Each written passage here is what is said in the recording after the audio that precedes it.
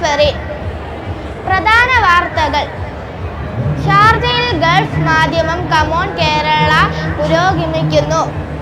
മോഹൻലാൽ ഉൾപ്പെടെ വൻ താരനിരയാണ് കമോൺ കേരളയിലേക്ക് എത്തുന്നത്. രണ്ടാം ദിവസവും ആയിരങ്ങൾ മേളയിലേക്ക് ഒഴുകിയെത്തി. അതിൻ്റെ ദൃശ്യങ്ങളിലേക്ക്.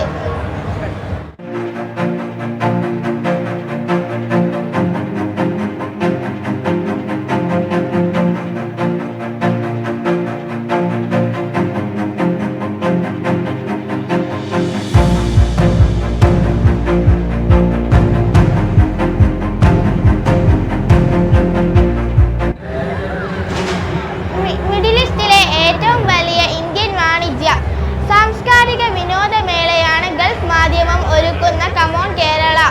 പ്രൗഢമായ സദസ്സിൽ മേളയുടെ ഉദ്ഘാടനം ഇന്നലെ Sharjah chamber of commerce chairman Abdullah Sultan Al Owais നിർവഹിച്ചു.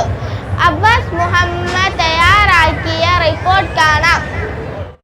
കമോൺ കേരളയുടെ 7ാമത്തെ എഡിഷനാണ് ഷാർജ എക്സ്പോ സെൻറ്ററിൽ തുടക്കമായിരിക്കുന്നത്. മലയാളത്തിൻ്റെ മഹാനടൻ മോഹൻലാൽ അടക്കമുള്ളവർ ഈ മേളയ്ക്ക് എത്തുന്നുണ്ട്.